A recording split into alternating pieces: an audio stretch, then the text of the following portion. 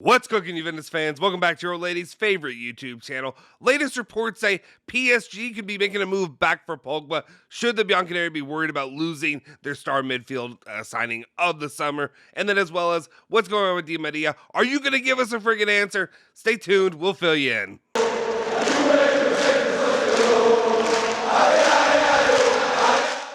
Ciao ragazzi, welcome back to the Bianconeri Zone. My name is Justin Sofro. Today, it's June 10th. It is a Friday, 2022, and of course I got your latest rundown of all things Juventus. That was very awkward the way that I said that, but whatever. Sometimes dates, I forget them. I don't know, what is today? What is today? The dementia kicks in sometimes. Anyway, guys, appreciate you for tuning in. As always, make sure you hit that like button, smash that subscribe button, hit that bell icon to stay notified for all of our latest videos. Like I say, I've been trying to harp on that, so please do hit the like button. It really does help our channel. If you enjoy the content, enjoy what we do here, it's free. It takes barely any time out of your day just to go and click, clickety, click, and do that for us. So thanks, please do that right now. Let's jump into it. What news do we have for you for today? And the very first news story is regarding Paul Pogba. What's going on with him? Well, RMC Sports are talking about Paul Pogba's future, saying that Paul Pogba is waiting for Zinedine Zidane in his move to PSG to become official before starting talks with PSG. All the excitement and oh yeah, guys, if you're a Paris fan, if you're in Paris, you should be excited. Paul Pogba really just wants you. He just wants Zinedine Zidane. He just can't wait for you guys. That's who he's excited for. He doesn't care about Juventus. He doesn't want to go to Juventus. He doesn't have this documentary plan with Juventus already done. He's not putting all the stuff out there for Juventus. It's all about you guys. It's all about PSG, all about the oil money. That's what he wants. He can't wait to be put through that and just to be put, somewhere in the background behind Messi and Mbappe and all the other nonsense that's going on there. That's what he wants. He can't wait to do it. Next part of that, let's talk about it. It's Fabrizio Romano who hits you with your breaking news of the day, where he says Juventus are working to complete Paul Pogba deal in the next few days. I don't know who, I don't know what, I don't know where. But the next person, if I'm in a sitting distance from a person that says in the next few days in a report, I'm gonna lose it. I may be on camera, it may not be, but we'll find out. We'll see. I may have to take a sabbatical if I hear one more in the next few days. Talks progressing with the agent Rafaela Pimenta. It's considered a matter of final details. So Fabrizio Romano basically saying RMC Sports appears. Here's the report. It's Juventus. We all know it's Juventus. Let's not kid ourselves. And then the final part is Nico Sierra coming out here just saying that there have been no recent contacts between PSG and Paul Pogba's agents. The last Parisian offer was a month ago. So anybody trying to hype up Paris fans or PSG fans or whoever else is out there thinking that he might be going to PSG, it's just not happening. It's already done. It's done. He's just waiting for the documentary. He goes on to say that so far Juve have received no signs of Pogba's reconsideration, and the agreed schedule calls for a closing and Pogba show next week to coincide with the release of his series. So there you go. The Here We Go will be next week. That's when the Here We Go will happen for Paul Pogba. Has it lost some of its luster? Hell yeah, it's lost its luster. I'm sorry. If you're going to sit here and tell me that you're just as excited about the signing of Paul Pogba and the announcement today as you were, I don't know, what feels like almost a month ago, I feel like you're lying to yourself. There's no way, if you think that they had that momentum going, you got to keep it quiet. You got to keep it quiet if it's going to take this long. Maybe float more Milinkovic Savic stuff out there. Maybe make it seem like Milinkovic Savic or so. Well, actually, no, that might be more of a letdown. Float out, I guess, for people like that are haters of the channel. Go out there and float out the Zaniolo. Float out Big Z rumors. Float out stuff like that. Say he's actually going to play midfield. Say that's what they're going to do. That I'm not doing your strategy plan. I'm not saying Juventus, if you want to hire me. I'm not saying that I'd be great, but I could do better than what we've done here. Have somebody with some outreach and some sources try to quiet the Paul Pogba stuff. Maybe save that and be like, guys, I don't know if it's going to happen. It doesn't seem likely, I don't, I understand it's not the simplest things to do. Information is easy to access and easy to get, but at the same time, find ways to leak stuff out there, because you're fully capable of leaking stuff out there. I know you are, Juventus. I understand how this stuff works. You can put out a narrative if you want. Maybe put out a more disappointing Paredes. Say Paredes is the guy. That's the guy that Juve wanted to go after. That's the one that I would be filling my diaper about if Juventus were actually going after him. Say stuff like that out there. Float that out there. And then when Paul Pogba comes in next week, then it's an exciting thing. Now it's just, I don't know. It's just like, oh, cool. I mean, yeah, we know. Great. We can talk about it.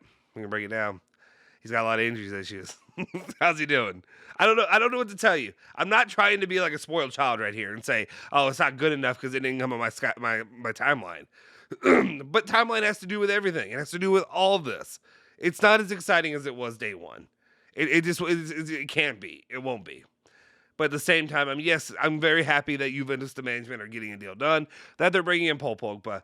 But at the same time, it just doesn't hit the same way. It doesn't. And that's my personal opinion. All right, let's continue on and talk about other players that definitely aren't going to hit the same way. And that is Di Maria and the situation going on with him. Nico Schiera basically reporting saying that Juventus are still in talks to sign Angel Di Maria as a free agent. The deal is not collapsed as of now, despite the rumors of the last days. So he's an opportunity. Let's get to the second part of that, and then we'll talk about this for a second. Gazzetta dello Sport also reporting that Di Maria is pushing for at least 9 million euros for a single season. 9 million. 9 million. 9. 9. Sorry, what? 9? 9? Okay. Anyway, Juventus has a plan to please him. Tie him up for 2 tax years. That's fun. Always good when you tie a guy up for 2 tax years. That way to do, claim it on 2 different ones. That's always fun. But anyway, releasing him after 13 months. So that way they can take advantage of the Decreto Crescita.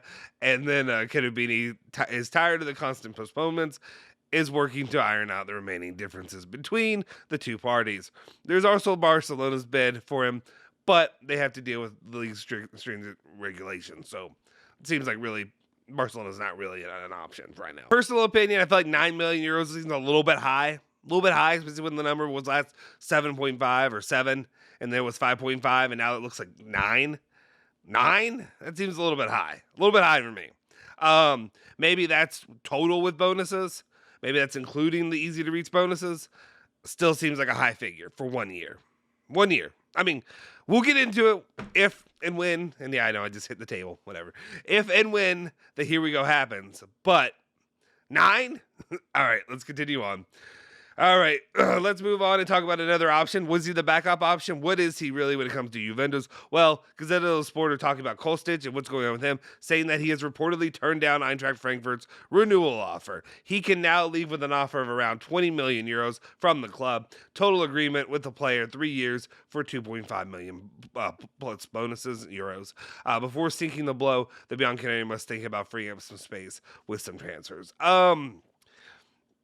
So negotiations have started with the player. I thought there was no negotiations overall. Maybe I'm wrong. Maybe I need to clarify that first. But I thought there were no negotiations really going on. It was just kind of like, that's a player they're interested in. He would like to go to Juventus. Maybe there were. Maybe it was just the player and the club had negotiations, but obviously Frankfurt and Juve have not. Obviously, he's a solid player, good option for the club, potentially in the future. I don't know what happened on my shirt over here. It is what it is, guys. All right. Anyway, when it comes to this, we'll keep an eye on it, see what happens. I just wonder how this plays. Does it work with the Di Maria saga, or is it separate of him? Or you'd have Kostic and him. I think one of the stats out there, I think it was Paulo Optopolo, or however that account does.